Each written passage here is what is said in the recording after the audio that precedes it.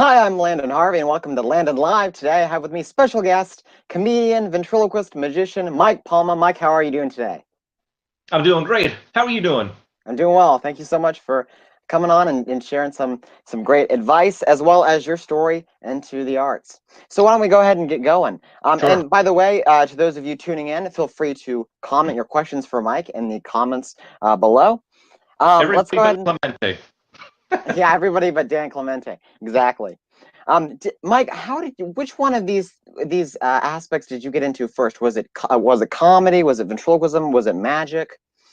I think magic and ventriloquism first. When I was a Okay. kid, my father was a little amateur magician. He played around with ventriloquism and got me started in both. Wow. Yeah, Wow. very young age, but three, So 4 years old. Yeah. when did you do your first show? Was it in your teens? Was it later on? I did my first show when I was 19. I remember like it was yesterday. I was using an old Lubbock figure I still have, Mhm. and I was using old Paul Stadelman material.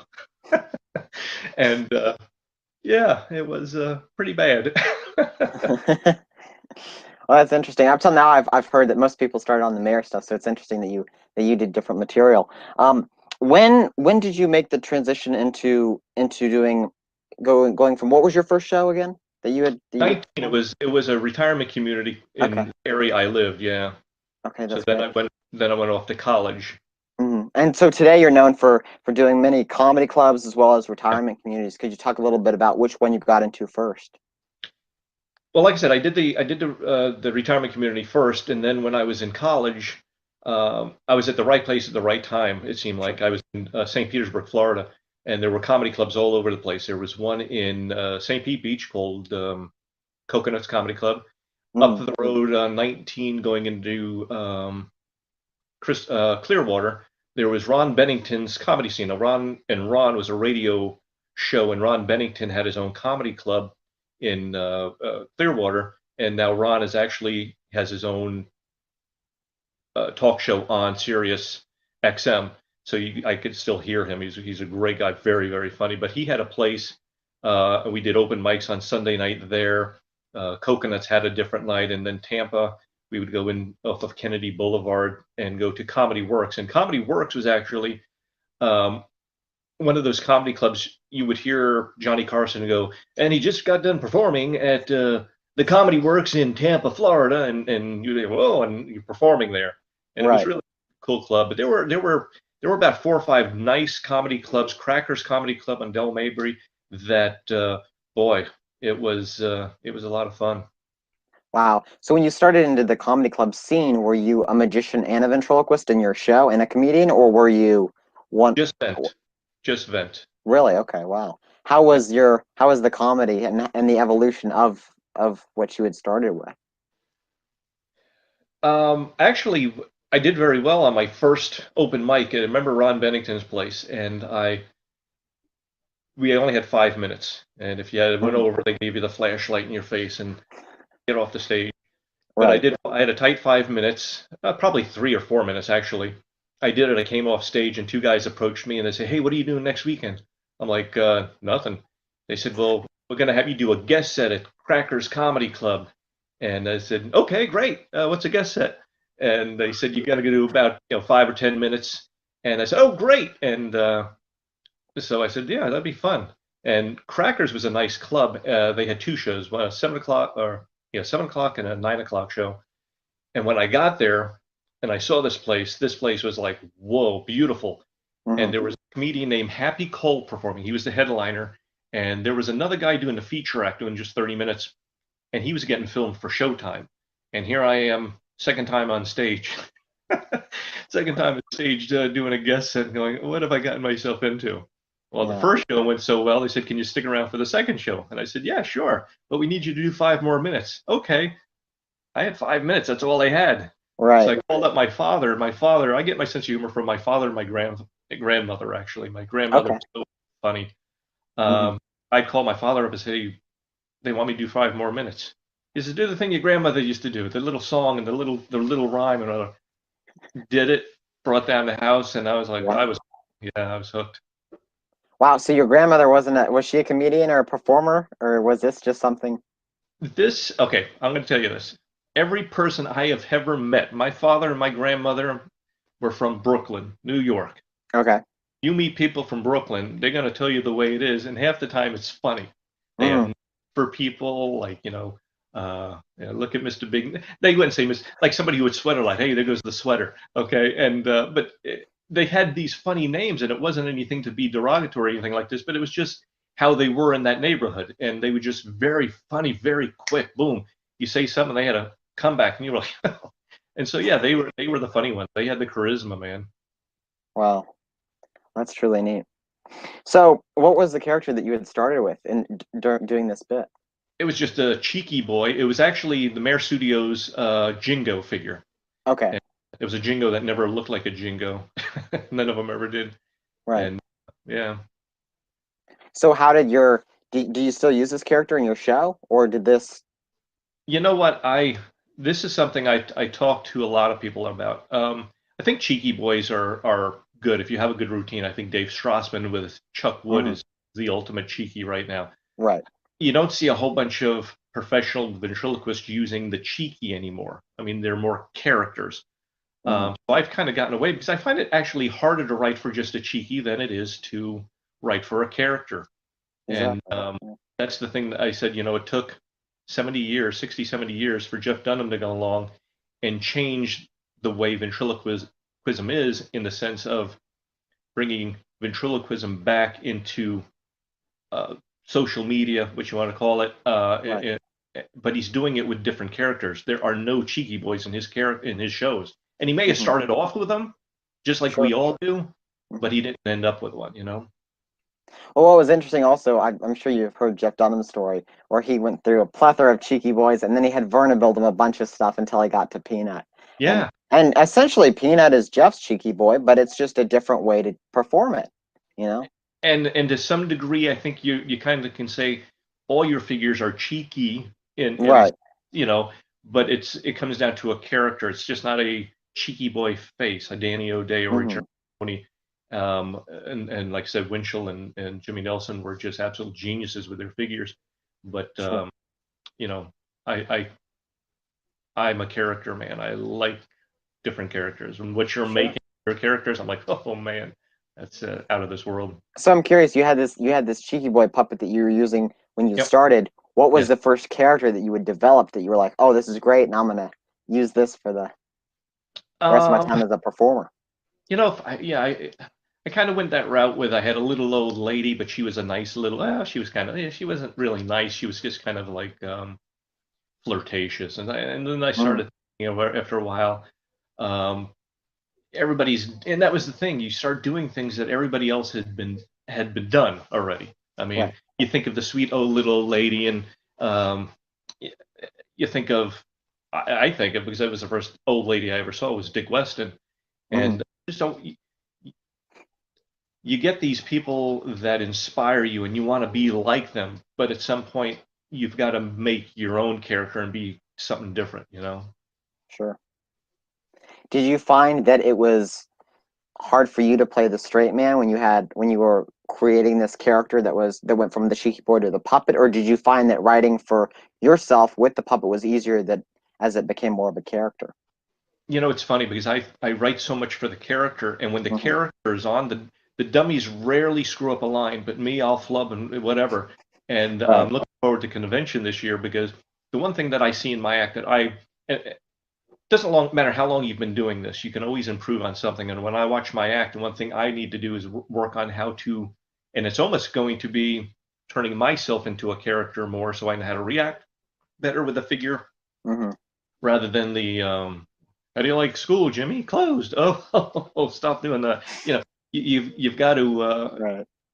make it more organic, as natural as possible. And so I Hmm. have to work on me. The dummies, you work with, you get the voice in your head and you go. Yeah, that's great. Yeah.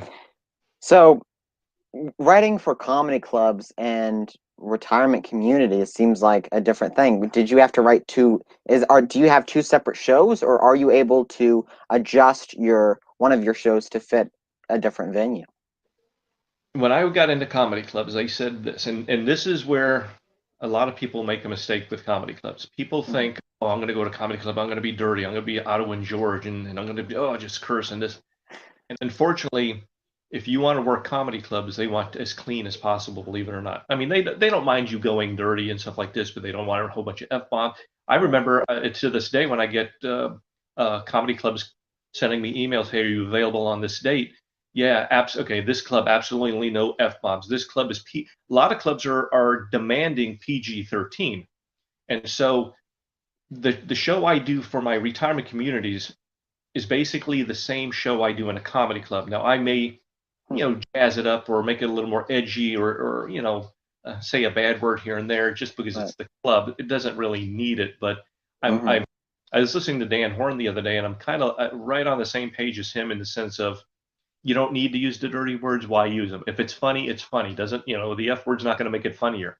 Mm-hmm. Uh, the material is what drives it. It has to be relatable, and that's when you're writing material for an audience, it has to be relatable. You have to be able to connect with your audience. Sure. Did you find that you had to present yourself a different way to the comedy clubs or to the retirement communities, or? No, not really. Retirement communities that I live in or perform in, I should say, and are 55 and older. And there are Okay. very few 55 people in there, but there are some. But Mm-hmm. then it's more 60 and above. Okay. Um, the area that I do a lot of performing is called the Villages, Florida. They keep me hopping. And I mentioned you before, the Mm-hmm. Villages was on the news the other day, and they were talking about this whole COVID thing, and they thought where I lived was going to be a hot spot for all these senior citizens. It was going to be just like they were all going to die. And Right. they've had maybe 70, 75 cases in the Villages. Now, the Villages is the size of Manhattan, New York, and they only have 73 cases. Okay. So, Wow. yeah. So, and 73 cases were weeks ago, so I'm sure they're better by now. But Mm-hmm. um, they are the same audience that go on cruises. They're constantly cruising. They're maybe Mm-hmm. how old are you? You're what? I'm 19. 19. Okay, so you have grandparents that are probably what, 50s, 60s, 60s? 70s. Yeah. Oh, 70s. Okay. And they're Mhm. pretty still outgoing, yeah? Oh yeah, totally. Yeah, they're active and all this. Mm-hmm. And this place, the Villages, is a very active golfing, tennis, pickleball. I mean, you name it, and they're constantly going and doing stuff. So it's a very, very active group. And what I love about them is they remember some of the older comedians when they grew up, like Lenny Bruce or Richard Pryor or Steve Martin, and Mm-hmm. they get comedy. So it doesn't have to be squeaky clean. I call my stuff edgy but not dirty, and they Sure. love it. Yeah. Wow. That's great. How do you write, and how is that process of writing something where it's edgy but you stay away from dirty? Because that's a great kind of formula for being able to perform in comedy clubs and those large scale retirement communities. Yeah, and casinos. I've done some casinos, and Mm-hmm. the same thing. You have to have the right material. Um, I did a showcase earlier this year, and I met a comedian named Jeff Shaw, and he's hilarious. And you can Mm-hmm. see him on the Dry Bar Comedy if you go to Okay. YouTube. Yeah, I'm a big fan of the Dry Bar. It's a great Yeah, show. look for Jeff Shaw. Mm-hmm. And we were chatting before we got there to the tryouts at the showcase, and we Mm-hmm. were talking. I said I always like to ask comedians how they write. What is their method of writing? And he says, I do clean, only clean. I do not use dirty. I don't use curse words. And I said, well, how do you do that? He says, when people start writing comedy or they think they're going to be funny or they're going to go to a comedy club and they want to be funny, the first thing that comes to mind, it's easy to write dirty jokes, a fart joke or something like this, or a dirty word or whatever. He Right. says, if you can get past that mentality, he says, and just start writing down things that make you laugh that are not dirty, almost more of an observational kind of thing. Sure. He says, then you have to get into that mindset. He says, and keep it clean. Write stuff out. If it sounds dirty, get rid of it, or rewrite it. But yeah, it was a pretty good conversation with him. He was like a professor when he talked. I'm like, oh my god, I wish I could read this. I could talk into the microphone because it was Right. really a schooling. It was great. Wow. So how would you define, and I'm curious if this has changed over the years, since you've done more shows and gotten more shows under your belt, but how would you define your comedy style? Is it, as a ventriloquist, is it set up punch joke? Is it situational? Is it a combination, or do you have something else that you're that It's you it's it's a little bit of everything. I okay. don't think I don't think I get in trouble from other ventriloquists because they say your jokes are too long. I go, yeah, but they're funny. I said I get a big laugh. I posted a joke in World Vent about a couple weeks ago.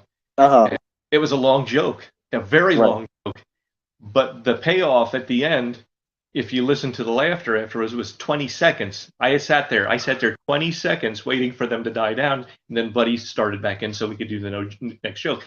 But what happens is it becomes set up punch, there's storytelling, and then you have the things that happen in there that seem like they're organic, whether it seems like Mhm. it's um, an ad lib or you're talking with the audience and now you're pulling the audience into the show. Sure. You have to have all of that in order for it to be successful. Because after a while, just set up punch gets kind of old. And Mhm. I actually try to work on rewriting my shows because at first it's almost that way. You're almost set up punch because you want to get the quick laugh and just move on, kind of like the Jeff Dunham thing. You want Right. to laugh every so many seconds. Mhm. But I think when you start creating a character, you can start stretching the jokes out, and you can start adding more of a um, um, storytelling to it. So it becomes, like I said, more the kind of conversation you would have with an old person. You Mhm. know. It's neat. I remember going back to listening, I believe it was the IVS podcast, Yeah. and they had King Groves on there talking about his comedy writing style and how he does a lot of storytelling with his characters because it's easy to remember, and then you also have the joke, and it's easier to, if you're adding a new bit, if you're taking it out, you can just say, oh, okay, I'll just take out that story. Right. So it's an interesting Well, thing. what's great about that, and Ken's absolutely right, and Mhm. I've watched Ken, and I'm like, yes, he does long jokes, you know, Right. and what you can do with a long joke that you can't do with a short joke is you can embellish your character, the way he speaks, the way he says. You can draw out the words, but you can also put body movement into that thing, or have him lean over and say, "Let me tell you, Dan Horn's the Hmm. master of that. He'll be telling something, and he has a worse than lean over. Oh well, hello there." And you're able to bring that character more to life with body movement, with the way you talk. It's not fast. It's not a set up and punch, but Hmm. you hook the audience, and it works. It just works. Sure. Yeah, what I think is neat about that whole method of delivering comedy is like what you said, where you're able to get that whole character Yeah, across to the audience. And so yeah, the audience is able to understand, oh, in your case, oh, Buddy is this type of character. And then they also see the way that you're reacting to whatever he's saying. And right, it also adds to the comedy and before he even hits the punchline of whatever the joke is, which right. is really a neat thing. Um, what are the crowds like? Do you notice a difference in the crowds for these large scale retirement communities to these ones that you have at comedy clubs? And how do you pander to them, or how do you have the characters react with them? Is there any difference there, or is it Not typically really. the same? I Really? mean, Okay. if it works, it works, and it works with everybody. Funny is funny. Okay, and Hmm. believe it or not, when you go to the comedy clubs, there are a lot more older people than you think. It's usually 45 and up, and Wow. you get a lot of retirement community people that will go to comedy clubs. And it's one of those things where I would say 35 and under for me would be Hmm. tough because these guys they have their cell phones out and they're kind of like all over the place and they're just not paying attention. But Sure. 35, 40 and up, they're paying attention. They came out, they spent some money, they have some drinks, and they want to have a good time. And Hmm. the one thing is, like I said, I don't change the material that much really for the comedy clubs. And it's always nice when people go, "Oh, it's so nice to see a show where they didn't use the F word all the time." Well, yeah, hey. But my show is different in the aspect that it's not just stand up and it's not just magic and it's not just ventriloquism. It's a combination of all three of them. Wow. So have you ever experienced heckling, and how do you deal with that? I let the dummy handle it, and then Okay. if it gets out of control, if the person's like really drunk, inebriated, or what have you, usually there's somebody in the club who sees what's happening and they'll escort them out. But yeah, I Okay. got I have some pretty good pretty good lines for hecklers and stuff like that, and it Sure. usually gets them to quiet down real quick. Sure. Well, that's interesting. So, how did you go about integrating the magic aspect into your ventriloquism show? Well, I don't have a whole, well, and now I do, but then I did not have a whole hour worth of material for ventriloquism. Oh, Uh, okay. but I have a lot of magic, and Hmm. I turned my show into, people say, oh, you're a magician and a ventriloquist, and I say I'm an entertainer. And so my show is more like a variety show where you get a little bit of everything, and I break it up with some comedy, magic, vent, and then some more magic, and then I usually always finish off with vent because I think people just really they love the art, and yeah, Hmm. it's it's just you make it give them variety. Too much of one thing. It's like, hey, when I was in college, everyday macaroni and cheese. That's all I could afford. Hmm. Too much of a good thing is not good. Right.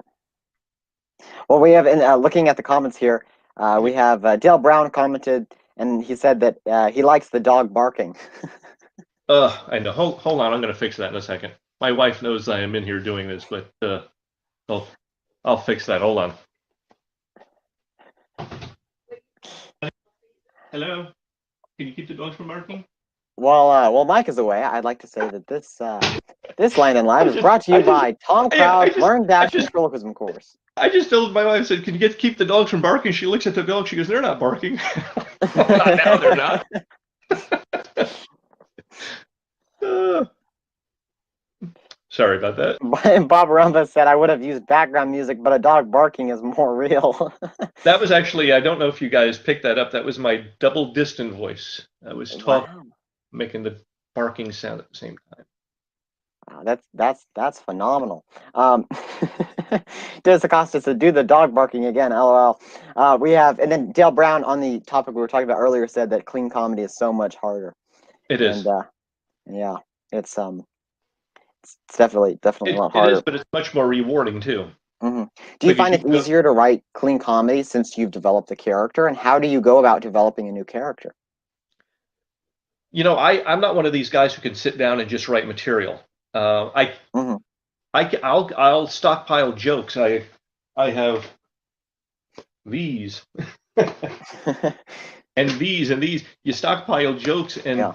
and when you get a character, you kind of start looking through your material and you start trying to um, formulate. Okay, where do you want this to go? Early on, even with my Chinese character, when you're first bringing your dummies out to meet people, they don't know who they are. So you have to almost, in the very beginning of the routine, do an interview, ask them certain questions like, "Oh, where are you from?" and "Oh, how old are you?" Or you're formulating something, and then you can break away from that after the people have established who this person is and his character. But it's Mhm. very important to get people to know who he is right away, because if you just come out and start telling jokes, and it's kind of like, you know. Well, one thing I admire about your performance style and your characters is, well, of course, your characters, but they're very original. Can you talk about Yeah. your Chinese character and kind of how he came to be? You know what? I like characters. Hmm. I like a character when you bring him on stage before he says anything, before you say anything, the crowd Hmm. is like, "Whoa, you got him!" I got to see what's going to happen now. Sure. The Chinese character came about um, when I was a kid. I used to watch Happy Days, and there was a guy named Arnold on there, played by Pat Morita, and he owned the restaurant that all the kids from Happy Days hung out with, and he did and Pat Morita did not. He was I think Pat Morita may have been Japanese or Hawaiian or anyhow, but he would put on this thick accent, and then growing up a little later, there was the kid from the Indiana Jones movies that would go, "Ah, Dr. Jones, Dr. Jones," Yes. and so I kind of combined the two voices together, and Mhm. that was a voice I did ever since I was a kid. Oh, Ah, look at wow. you! Oh, look at you! You are a good one, you know. Hmm. Um, and I started building material around it, and it, it it came about. It was just one of those things that just happened, and I had a lot of fun with them. Wow. Were you ever worried that it would come off as offensive? It's funny. There are only one type of person who ever found my Chinese characters offensive, and those Hmm. were the people who were white and uptight. I have people. I remember performing at the convention with the Chinese guy, Hmm. and there are some stereotypical jokes in there, but that is comedy, and that's Right. one of the things comedy has died over time is because you can't make fun of anything anymore. No, But I have gotten such good. I remember the guy. What was his name? Bill Geist. Was it Bill Geist? I'm not He sure. used to be on the Today Show and stuff. My son's doing the Today Show now, and he was Okay. there doing an interview for the Sunday morning show. And he goes, "Do you ever feel like your character would be offensive to people?" I'm like, "No, just uptight white people." He goes, "Well, why do you say that?" I said, "Because that same character and that same routine you've seen me perform, I've performed for and been requested for Asian festivals and stuff like this."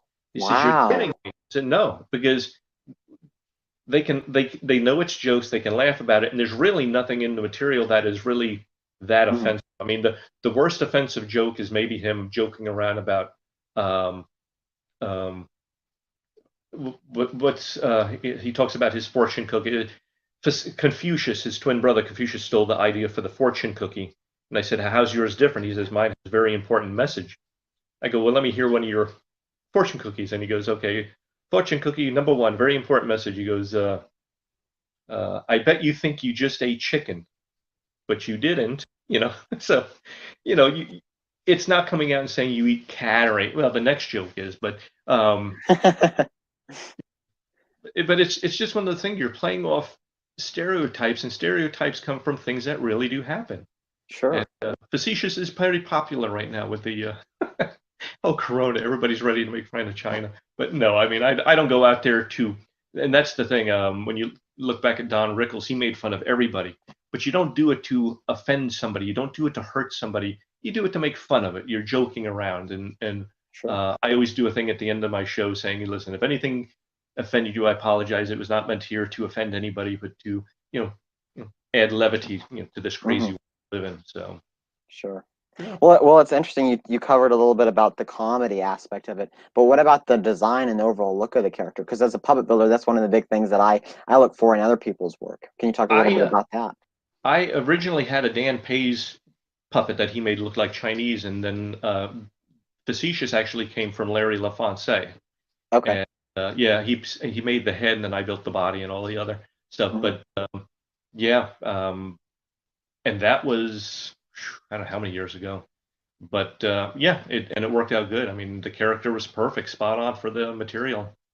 Wow. And then after I did that at the convention, Alfaro and everybody else started making Chinese figures. So it was all right. I must have did something right. Somebody's copying me. Yeah, So like where's my cut, guys? Come on. yeah, right. Yeah.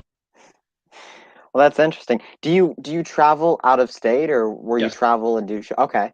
Can Yeah. you do you have any stories for any flight stories?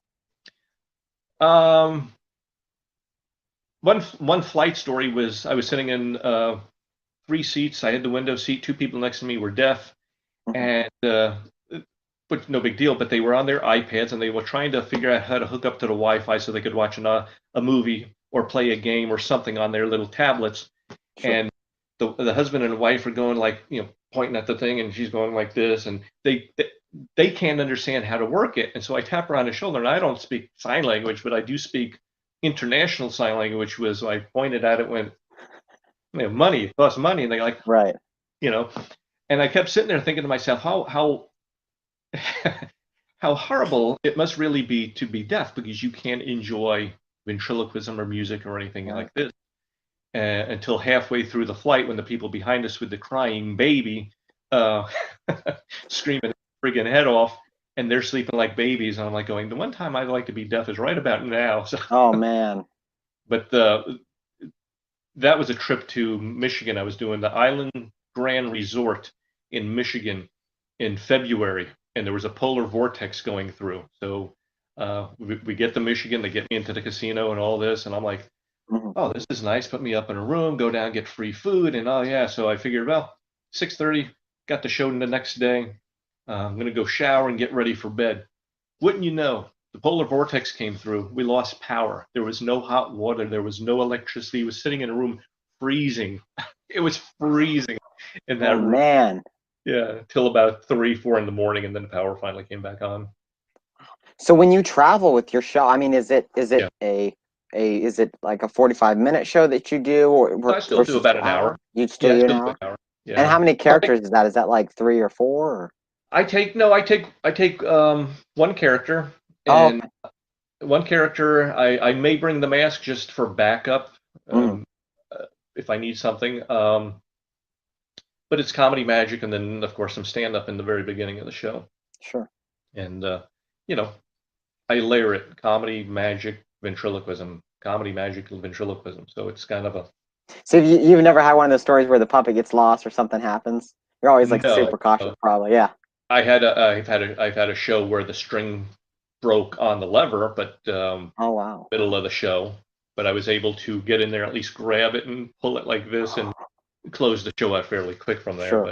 But and that's that's why when you're doing a show, you always have to be prepared for the unexpected. So I usually don't do the mask bit. It's going to be a long time before anybody does the mask bit now, but Mm, um, the mask is always in the case just in case something happens. And say you have a 30-minute, I have a 30-minute act with Buddy, and halfway through the string breaks. Boy, what am I going to do now? Well, I know I got 15, 20 minutes with the mask, so that's wow. their backup. So it's always I being, see. yeah, Wow. That's great. I want to talk. We kind of touched on character creation with yeah, Confucius, but could we bring out Buddy? And I would yeah. love to hear a little Oh, bit about Buddy and how he you want me to came to be. explain it to him before I bring him out? Sure. Yeah, that'd be great. Okay. Well, Buddy, once again, was one of those voices I did when I was younger. It started out as a joke. I would do physical therapy during the day and do all Hmm. my shows in the evening time. So it's a beautiful situation. And if I got to travel and go someplace, I just use PTO time and take the day off or a week off or whatever. Um, but I work in a physical therapy office, and I used to, on slow days during the summertime when the snowbirds went home, I would call up the clinic and I would pester the front office people and saying, "Oh, my doctor sent me in, so I need some physical therapy." "Okay, sir, and we're going to need your social security number." "Oh, right here. 172 LMNOPQRS, sir. Sir, that's not my social security number. And so that was Buddy. I was doing Buddy before Buddy even came along. Oh, And Buddy wow. was also the voice I would use on telemarketers. "Hello. Yeah. Who's this? Oh, did I call you? Oh, you called me. What do you want? Hi, I'm Buddy." And it would be the forgetful kind of guy who would just Hmm. these guys couldn't hang up on you. "What's your name?" My Hmm. name is Fred." "Really? That's my name." "No, my name's not Fred. What the hell am I talking about?" And these people would be on the other line laughing and then eventually have to hang up because they knew they weren't getting anywhere. So it was always fun. That's hilarious. I love getting those telemarketer calls too because they're like so mad. Like I always play because my voice is higher pitched. I always Yeah. do the old lady voice, and you hear, "Ma'am, do you live in a stable environment?" "No, dear, I'm not a horse." You just like keep going with them, and it's great because you just, well, I have to ask my husband George. He's not around right now, but I can get back to you. It's so nice to hear from you. I don't hear much from anyone anymore. Exactly. And you It's, could just play that whole thing oh, out. I and used you to, I find had buddy. yourself writing down jokes too, because you're like, Oh this is yeah. hilarious. Yeah, Record, always record. Uh, exactly, I exactly. had a thing. Buddy was on the phone. Hello, the phone rings. It's a telemarketer. "Hello, who is this? Oh, this isn't the carpet cleaning guy, is it? Huh? Oh, well, let me ask you a question. Do you know how to get blood stains out of the carpet?" Like, so That's yeah, you can have a great. lot of fun with them. Yeah, Wow. So some of Buddy's personality kind of started from that, and as well as his voice. Wow, absolutely. that's awesome. And I used to love Buddy Ebsen on the Beverly Hills Billies, but I just couldn't do the Hmm. Southern accent. But I just, ooh doggy, but I think Buddy, the name Buddy Ebsen and Buddy, and Sure. everybody knows somebody, and hey, what's up, Buddy? How you doing, Buddy? Good to see you, Yeah. buddy. Yeah, tell Mike Exactly. love you, buddy. Stuff like that. There's the Yeah. dog again. Well, that's great. So why practicing on your distant voice? So what was it with the character of Buddy that made you want to shy away from the typical old man puppet that you see most of the ventriloquists use? Um, I don't know if there was anything particular that I could put my finger on that say that I think it was just the character it was building. I almost when Buddy was first kind of being created, I had the voice, but I was gonna almost have him in the beginning kind of be like you know Norm Crosby, or are you too young? I'm too young. As the liver spots explode on my hand there. Let me tell you about a comedian named Norm Crosby. Norm Crosby was the kind of guy, the comedian, who always said the wrong words. Okay. Like um, I can't think of him right now, but he would use the wrong word for what he was saying. Hmm. Um, and I thought Buddy would be like that, but as you can see, it's hard for me to come up with some of those Norm Crosbyisms. I said it was just too hard to write those, and I may work on it again. But Buddy's just one of these guys because I work in around a lot of retired people. It's you would see so many different people, and I was always drawn to these poor people who they couldn't really take care of themselves, and they were just so funny. They would, where did I put my teeth? They're in your mouth. Oh, there they are. They were just kind of absent-minded, but they were fun and they were nice, and they would tell you the best Right. stories. And yeah, Wow. that's kind of how I wanted Buddy. Oh, that's great. Well, Endearing is what I wanted him to be. sure, sure. Yeah. That's awesome. I always think a character is great when you can describe it with a few adjectives. Jeff Dahmer's Walter is grumpy. Buddy is endearing. He's Yeah. he's that fun, loving old man character. We're very different. So could we see Buddy? Sure. Okay, fantastic. And while Mike is getting Buddy, make sure to go ahead and comment any questions you have for him or for Buddy, as we see. That's great. Dan Satchoff said, hardest working guy in show business. And then Steve Petrus said, can we see the dog? And then earlier, Bob Rumba had said, that's no dog, that's your wife. Secret talent. Oh, he knows his wife, does he? Where are you looking at? Where am I looking? Oh, there. Oh, hey, where? Oh. Hi, buddy. How are you? Hi. Who is that? That's Landon Harvey. That's Landon Harvey, huh? Landon Harvey. It doesn't look like Harvey Weinstein to me. Yeah, I hope not. Well, Buddy's great, and also is he created from wood? Yes, he's carved out of wood. He has some sculpt over on him because I wanted a different nose on him. Sure. I got him. He was pretty much what I wanted. There was a few things though that I want to change, so I sent him off to Chance Wolf, and Chance did some upgrades on him for me and all that, and got the hair on and the brows and stuff like this, and so. So I mean, he just looks like that great. I love the blank stare that he's got, even without even adding any movement. You kind of bring him out, and he's got this kind of blank blacked out hair. The amazing thing with him is everybody talks about his eyes when his eyes move, and then his brows go up, and this camera thing backwards is killing me. It's like, oh, there you are. There he is, right there. He's right there, I know.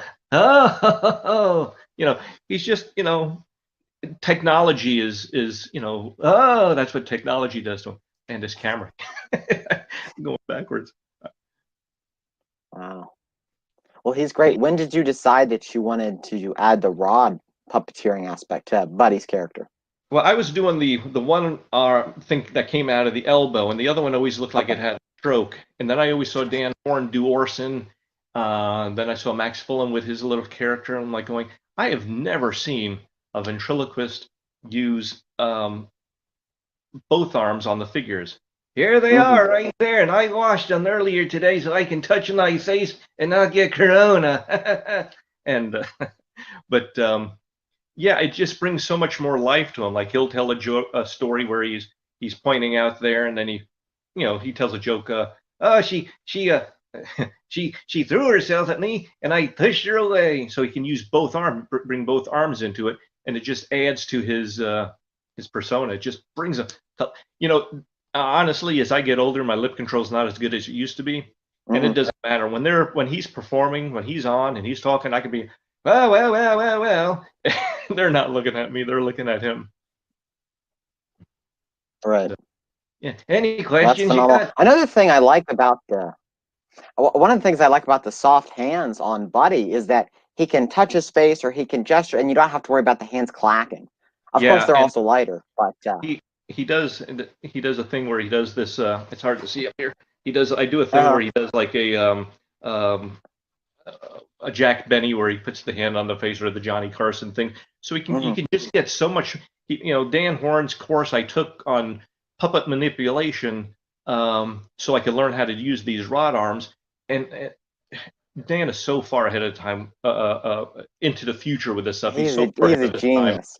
Yeah. Yeah, and I see myself just using the arms, and I'll watch the video and say, "Oh, I got to move his body more." And the hard bodies can't move as much as the soft bodies, so I'm never going to Right. get that same kind of movement. But Hmm. man, watching it sometimes, I'm like going, "Man, he looks so alive," and that's the comments I get. And it's Yeah. just, using the other arm now. Yeah, that's fantastic. Looking back at the comments, we have Hilarious Entertainments said, Mike, what is the least? Oh, well, this is about figure building. We can talk a little bit about that. And he said, what is the least enjoyable aspect of figure building to you? Or maybe the most tedious or Ugh. something that. um, everything. Um, I'm gonna go put Buddy down real quick, and Oh, I'll answer sure. the question. Thank you for bringing Buddy out. He's. Oh, you're welcome. You're joking me. Hold on, I gotta get. Um, figure making, it can be a lot of fun, and when you're when you're new to it and you start making the puppets and all this, it's like, yeah, you're really gung ho. After you make several, Yeah. it's like, oh boy, all right. And it's just very long. It's a drawn out process. People don't understand how many hours and how much time it takes to make one of these figures, really, from the sculpt to, and as you're sculpting, you're trying to figure out, I have to sculpt this just right so the mechanics will work right. Right. Then the molding, then the casting. Then the casting, you got to still fill in and sand, and then you got to cut all Hmm. the pieces out. You got to make everything is made or fabricated. And even if you're making the same puppet, you're doing two at the same time, you're still having to fabricate. And even though you have a cast to the head, no two are ever exactly the same. One cast may be a slight bit thicker or a little bit thinner. So the rods Hmm. that you're putting in there may have to be, adjusted. But Oh, wow. it's just so time consuming. And people say, I don't understand why they're so expensive. Well, there's a reason: the time and the quality and the professionalism and just the art of them. When Hmm. you look at guys like Selberg, and you look at guys like Chance Wolf, and you look at guys like Greg Will, who put out these fantastic figures, but they were very expensive, and there's a good reason. I mean, you're buying a piece of art. Hmm. You can go to eBay and you can pick up the little Goldberger, to get started, and there's nothing wrong with that. Sure. A matter of fact, I'm working on something for a beginner figure, a beginner ventriloquist, and it's a figure that they can make, or they possibly, if I make some of them, it's be very limited ones I make, because hopefully with this virus being gone, shows are going to pick back up. Hmm. But it's just so time consuming, you just don't have time for it. Sure.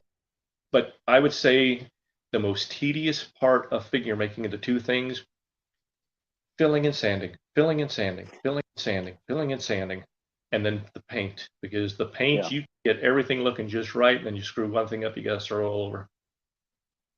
Yeah. If I'm correct, you've helped out Chance Wolf on some projects. Is that right? It's funny. I don't know, 5 years or more now. Chance Wow. called me. He was talking about figure making and all this stuff, and at that point, I think I had already done the course for Mare Studios. I did a course on how to build your own ventriloquist figure from start to finish. And yeah, he called up and we were talking. He was interested, and I saw some of his work, and I was like, wow, this guy is the real deal.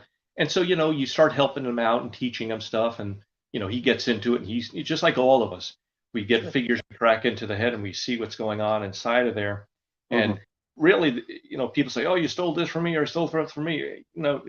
Everybody stole from somebody. Mm. Whether it was Mac, or whether it was Marshall, whether it was the McElroys, the Cadillac of old dummies. I mean, those Hmm. guys were Yeah. so far ahead of their time. Um, but the neat thing about Chance that I like about him is I see him doing some stuff that is classic, but he's also putting his own spin on stuff, especially mechanics, especially with the control post.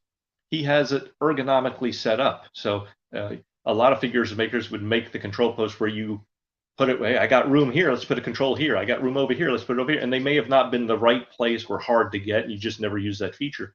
But he's got it. It's kind of neat. You got the mouth, the eyes, and then the thumb can hit winkers, blinkers, brows, and stuff like that. So it's all right there, which is really, really interesting, really neat. Wow. Can you talk about some of the projects that you and Chance worked on together? Oh, we did when he was first, he's done some stuff for Terry Fader, and I am a Mm. Rotocaster, and he sent me, we did the Michael Jackson figure. Oh, cool. Yeah. Yes, I got the clay head, and I did the mold and the cast, and I sent him the casts out to his house, and then he made the Michael Jackson figure. So that was kind of Wow. interesting. Um, That as must far have as been difficult shipping a clay head through the mail.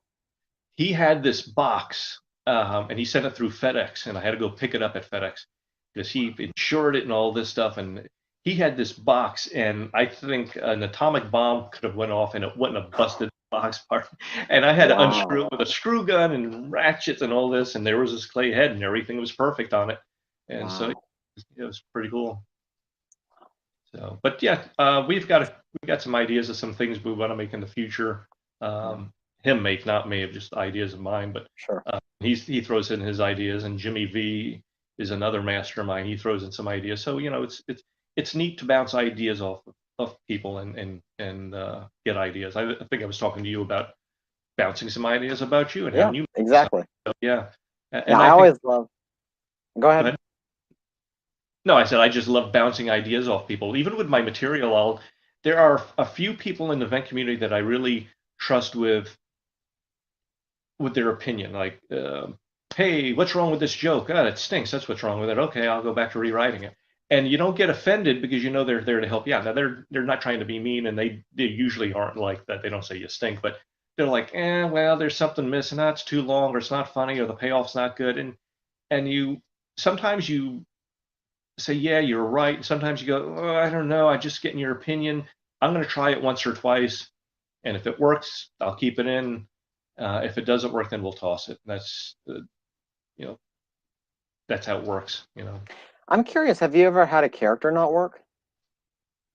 Oh yeah. Yeah. Yeah. Cheeky Boy. Cheeky Boy. I mean, Cheeky Hmm. Boy was good for maybe 10 minutes.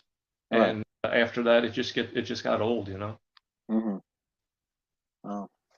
Well, looking at the comments, going back to when we were talking a little bit about Buddy, Steve Yeah. Petra had commented, a lot of old man characters have small, partially open, or even closed eyes, but Buddy's wide eyes and Hmm. thick brows give him a unique alertness that really fits his personality. And I agree on that, Steve Yeah. Petra. I wanted Buddy to have that. I didn't want him to have the brows are key with that because how many times have you seen these eyes that are like, and they look like they're psycho killer dummy? He Hmm. gets away with it, and I think maybe it's because the eyes are a little bit lighter and the eyebrows are bushy and they come down a little bit and cover a little bit. Um, I just wanted one of these people that's like, "Hello, how are you?" Just kind of, "I'm fine." It just, I can't explain what it is, but you see people like that, and they're like, "Oh, huh," Oh, it's sure, sure, where they've got this kind of old person innocence to them almost. That's exactly the word. It's innocent. Yeah. It's funny because it's like a child is innocent, then we grow up and we become adults, and Right. we don't have that innocent anymore. But then we get to that certain age where all of a sudden things start becoming new again. We become forgetful and we have that innocence about it. Sure. And Sure. that's a good part of Buddy. I think people really relate to him because either they know somebody like him, just like Jeff Dunham's Walter, Hmm. or they have a family member like this person, and it's just so relatable. Steve on another interview was talking, and I don't we never got around to it, but we'll have that interview one other time. Um, he talks about a three-legged stool. We've talked about this, and he's got to explain that, not me. But writing the material, you have to write for the audience. You don't write for yourself.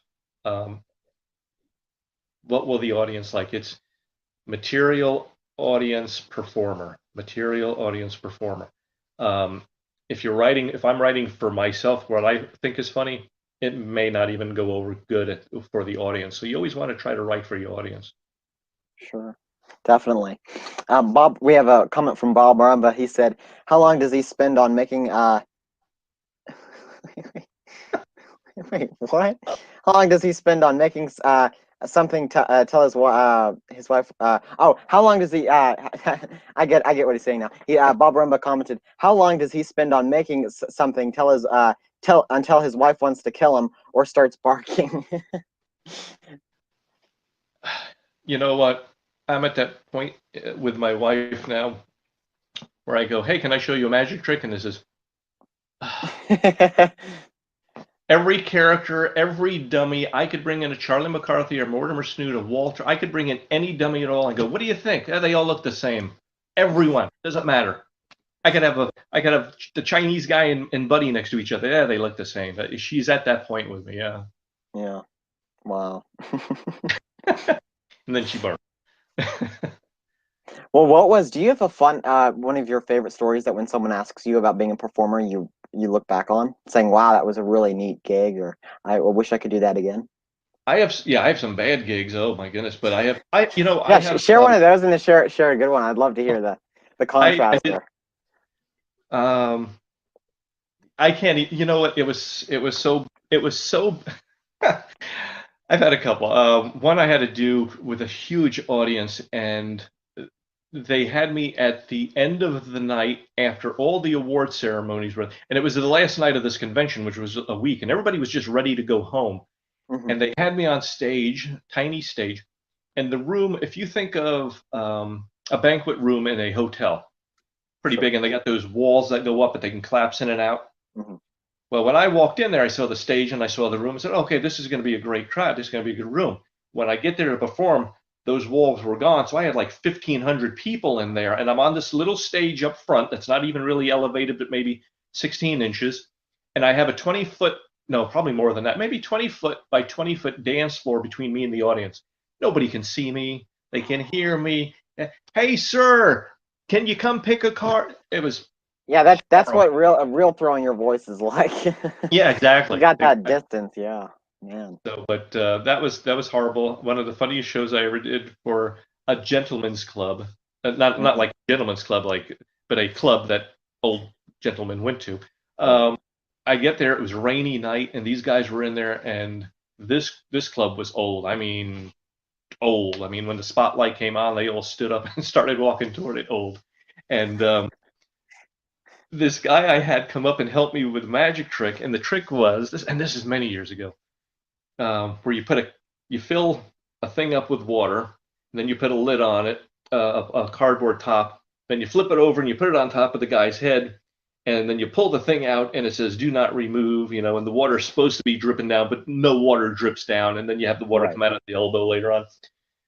Well, I flipped the can the wrong way, and I have it on top of the guy's head, and he's holding the board, and all this water is just running down his face and onto his shirt. And I pull the card away, and it just goes whoosh like this, and the Oh guy's just man. standing there like this, like nothing's happening, like he didn't know water was just running, and he just sat there, and I made a joke about it. Oh, thank you very. It was like, buddy, oh, thank you, that was a great trick.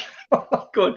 I screwed up the trick. The guy is soaking wet, and he didn't even realize it. It That'd was be a hilarious bit. You have Buddy do a trick and he thinks everything went well and it like totally screws up. Yeah, yeah, exactly. And that's what I want to do is I want to do some shorts with Buddy, like videos where stuff you can't do on stage because it has to be edited and stuff like this. I have some really cool ideas for doing some shorts that like 1 minute, maybe 1.5 minute things that would be on Mhm. like YouTube or something like that. Sure. Incorporate Yeah. all the features, Yeah. Let's see. Steve Axtell said, "Take a chance on the wolf." We already talked about that, Steve, but Yeah, you can watch it back in the interview. Um, so what are you working on? I mean, we've got all this free time now. yeah. Everyone's, posting what they're up to, new things that they're getting into figure building or working on their material or introducing a new character and working on that. What are you working on right now? I'm working on the act for sure. I'm working Mhm. on more material. I'm working on some new magic, some new illusions that I can do in the show that I'm making, so nobody else will have them. I'm trying to keep my show as original as possible. That Okay. way, when people say it, it's like they won't say, "Oh, a magician was here the other day and we saw the same trick." I don't want that to happen, so I try Right. to keep all my tricks as original as possible. Um, and then I am playing around with a couple of figures and dummies and stuff like that right now. Mhm. I'm working on. Awesome. You want to see the little one I'm working on now? Yeah, that'd be great. We'd All love to right. see it.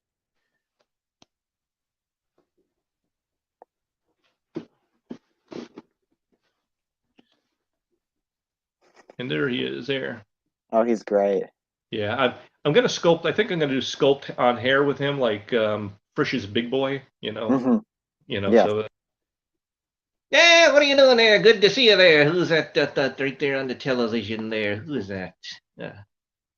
I love the color of the suit and how it, you know, how it Yeah, contrasts with his eyes and everything. I love that. It's yeah, I great. thought he would be like a little lounge singer or something like that, or he's going to prom, or who knows, but Sure. just something a little different.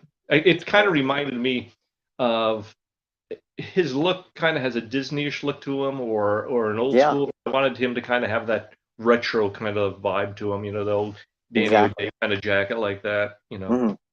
Yeah, that's all I'm working on there, and I'm working on a.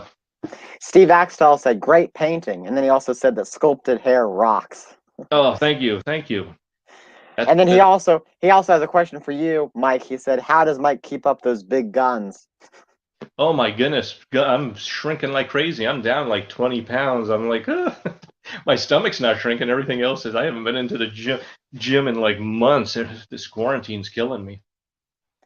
But yeah, you got to stay healthy, man. When you're doing a lot of stuff on the, I work 40 hours a week, and then I'm on the road doing nighttime shows. And Wow. busy season, I'm on the road 4 or 5 days a week, doing these shows. And so you got to get workout when you can and eat right as much as you can, and which I have not been doing lately. But yeah, you got to keep up with yourself. How do you keep the balance between your day job and then your shows? I mean, especially when you're adding something new to it or working on you know perfecting a bit. Well, I'll let you in on a little secret because I do physical therapy. I'm interacting with a lot of patients, and sometimes I'll have a room of like we may have 4 or 5 patients in the room, and so I work on material with them. And Hmm. if I get the reaction I'm looking for, then I start working it into the act. So I kind of have a beta test ground with these patients that are coming in, and my coworker, he'll hear the joke in the morning, and he'll throughout the day, and then he'll hear it at the end. And by the end of the day, the joke tends to be really working good. And it's because it could just be one word. It could just be the way you set up the joke. It could be the tempo. There's so many things that could be that can make the joke not work. And then sometimes, of course, Sure. you just get the womp womp womp womp. This doesn't go over, and you just forget that.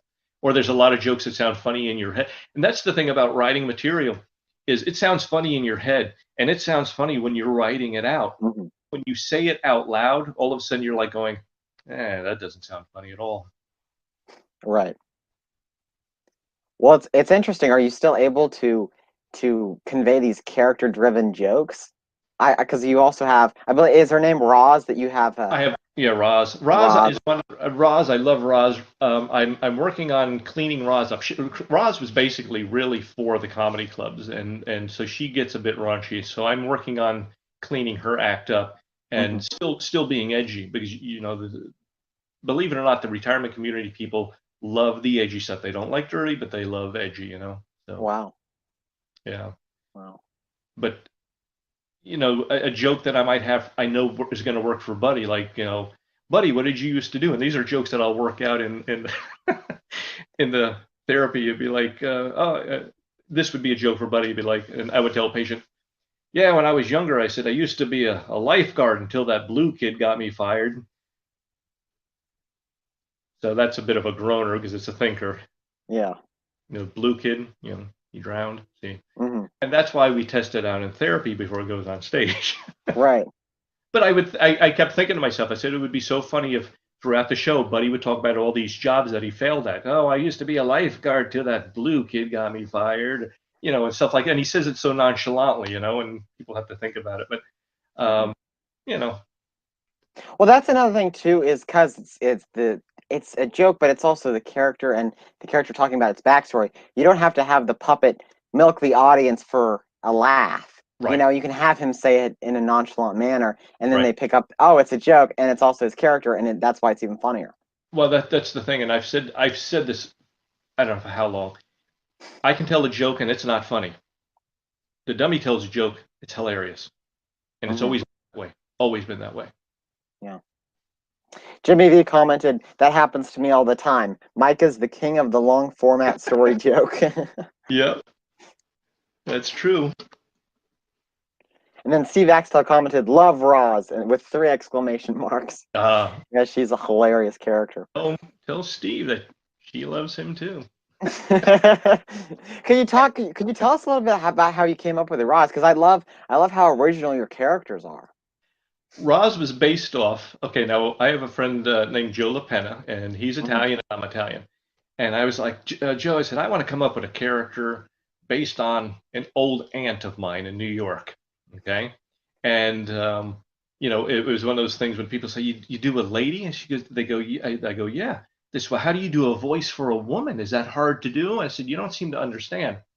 My aunt was a chain smoker, one in, the other hand up. I mean, just constantly. She was Right. chimney. And when we would go to visit her as kids, you'd walk in there. She'd have the mole, just like Raj. She's got the mole. She got 3 hairs sticking out. Okay. Hmm. Now, Man. my aunt, originally Roz had red hair. She had curlers in them because that's the way my aunt was. And no matter where, it could be Easter Sunday, she showed up at the door with curlers, this bright orange. Oh, My father and my uncle would say, "Oh, the Joker's going to answer the door now," because it was like red, like the Joker from Batman. yeah. And but Roz went to more of a short, butch kind of short, spiky thing because she's now a cougar. But um, originally, my aunt would open the door, and there she was, and she'd go, "Michael, come on over here and give your aunt a hug and a kiss. Come on over here." And I'm like, "No, no." And she'd scratch you with that whisker and all that. But that was the voice I got. Listen here, darling. Okay, we're going to talk about something, and that's Yeah. and then when I think it's very important before I bring any of my characters out, I always do a little bit of an introduction for them. Okay. Roz is one of those people, when I bring her out, I said, people ask me how I got started in there. I said, when I was a little boy, I said, I grew up Italian household. Sunday night was pasta night. We didn't have sauce. We had, and everybody in the audience who was Italian would say gravy. And I said, we'd eat and eat till our stomachs got out here like this. Then everybody would go to the living room, sit on the couch covered in plastic, and stick. And I said, my aunt and I would build her story up so people would really get to know her and relate to her. Sure. I said, Imagine her in that scenario. Yeah. yeah, and I said, yeah, she actually just moved here to Florida. She's originally from Staten Island, New York, by way of Atlantic City, by way of Boca Raton, Florida, and now she's retired to wherever I'm performing. Right. She's here tonight. Would you like to meet her? And they're like, yeah.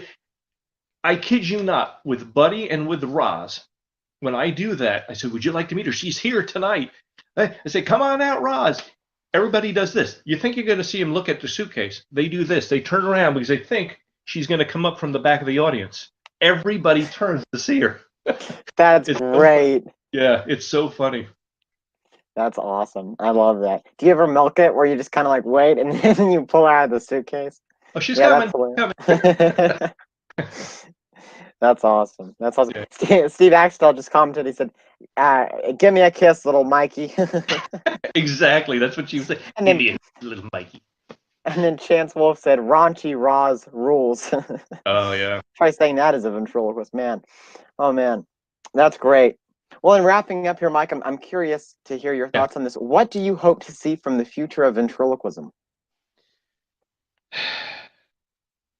I just hope it continues to go on the roll that it is. I think, you know, when I go to the convention, I see people that are older than me, and I always hear the stories of, and my father, the same thing. My father, my grandmother, they always talked about Winchell. Winchell was the best. Oh, you got to see. And I was close to 30, maybe mid 20s before I even saw a video of Paul Winchell. And Oh so when wow. I saw him, I was like, oh my God, this guy's amazing. I would say Paul Winchell was the closest thing to if somebody had a split personality or some kind of mental issue. and I don't say that mean. I say that in the sense that he was so good Sure, that yeah. the splitting that he did, it was like it was like a split personality. It was Mm, that good. Jimmy Nelson, I would maybe saw once or twice as on a commercial here and there, but I grew up with Willie Tyler and Lester, and I grew up with Jay Johnson on Soap, and I used to go when that show came on. It was on late at night, and I was very young, and I'd sneak down the hallway and I would look into to see the dummy and all this, and my father would catch me. You want to see the dummy? Yeah, come on in here, and we'd watch it. And wow. when the dummy was off, I went to some other guy. He said, "Yeah, get back to bed now." And we didn't have video recorders back then, so you couldn't go back and watch it. Um, Right. you kids are spoiled. Um, and the And Willie we've got Tyler, YouTube and all that. yeah, I know, yeah, we didn't have. I had Willie Tyler and Lester. Every now and then, you'd see him on the McDonald's commercials. He would be on the after school special. And Mm, I think the greatest. I mean, I was always inspired by magicians and ventriloquists, but I always leaned more toward the ventriloquism because everybody does the same magic trick. You want to see something different. right. I think maybe I was 8, maybe 9 years old. I saw on HBO. My father brought it home on you know what a VHS tape is, Landon? You know what that is? Yes, I do. I've seen him in antique shops. Yeah, exactly. Yes. And he put it in, and it was an HBO special called Dummies. Hmm. And I saw, and when I saw Sammy King, and when I saw, One of uh, my favorites. yes, oh my God, when I saw Sammy King, I thought that was the best. I mean, he was the best. And when I saw Aunt Martha and Clarence with Dick Weston, I thought that was Hmm. genius. And Willie Tyler was on it. I mean, all these people I'd never seen before. I'm like, oh man, this is great. And that's really when I get bit hard with it. And so with Ron Lucas, I would see on, and that was you didn't see Ron Lucas too often on television. If it was the Jerry Lewis Telethon. He was always on there, and that was the one I would stay up watching the show for hours to catch Ron Lucas, and he was Yeah, amazing. And so I didn't have the Winchell and the Jimmy Nelson. I had those three guys basically, sure. and those were the ones who inspired me. And I'm just hoping, as far as what keeps Wow. it going, guys like Jeff Dunham, the Darcy Lyns, the Terry Faders, you, like when I saw a picture of you and Darcy together, I said, ventriloquist is safe for the next generation because you guys have got so much talent and you're so Well, young thank doing you. it that you better keep it going. Um, Yeah, it's the youth, and the youth has got to be inspired by the current ventriloquist now. sure, definitely. Steve Axtell just commented this, and I was curious about this too. Who was your magician? Who was a magician that inspired you? Um, there were a couple. Some of them were not known because they were family. My father was really into magic. He liked close-up magic. He did some illusions and stuff like that too. Hmm. Uh, Sure. Amateur kind of stuff. Did stuff for like the firefighters club and stuff like that. He never did comedy clubs or anything like that, or got into it professionally. But there was a guy named Don Esposito up in New York, and he was the guy who got me started in magic too. With I remember the first thing Don Esposito ever gave me. I was a very small kid, mind you. It was a small plastic magic wand, and it was a little bird that sat on the glass that dipped into the water. And I thought that was the coolest thing. Yeah. And but Don Esposito became a mentor to my father and to me to a degree at a young age. I mean, for as much as my attention span could hold back then, but he Sure. was he was very instrumental in me and my father doing magic. As far as the professional magicians, always loved Harry Blackstone Jr. because I remember seeing him on television. And Hmm. when I was doing my shows for a while, even even to this day to some degree, I always come out like Harry Blackstone Jr. He had that deep voice, and we're going to see a show now. He was very professional and so you know. And I said that I want to get that across Commanded the to stage. people. Yeah. Yeah, grab the attention of people. So I liked Hmm. him. Doug Henning was the next big thing, and we used to love watching Doug Henning and David Copperfield that came. And I loved as much as I loved David Copperfield and all the amazing magic as a kid, and probably that's why I like him so much back then. Not that I don't like him more now. I think he does the illusions are incredible, but Hmm. he used to do his shows, and the shows were almost themed like a Broadway play. Okay. There were musicals, and he did Hmm. this thing with celebrities from the television, like Cindy Williams from Laverne and Shirley. They would incorporate all these people into the act, and they would have music with it, and they would dance with it, and they made it like a Broadway play, and it was just so cool. And he had, if you ever can find it, maybe on YouTube, look for Hmm. this David Copperfield. Um, it is it is an illusion. It's telling a story. At the end of it, it'll almost bring you to tears. But he looks at a picture of an old love, and then she appears, and they go, and he's doing magic throughout this bit, and then she goes into the chair. He covers it up like they're playing hide and seek. She's hiding under the chair, and as he whisks it away, she's gone. And the whole time, the song.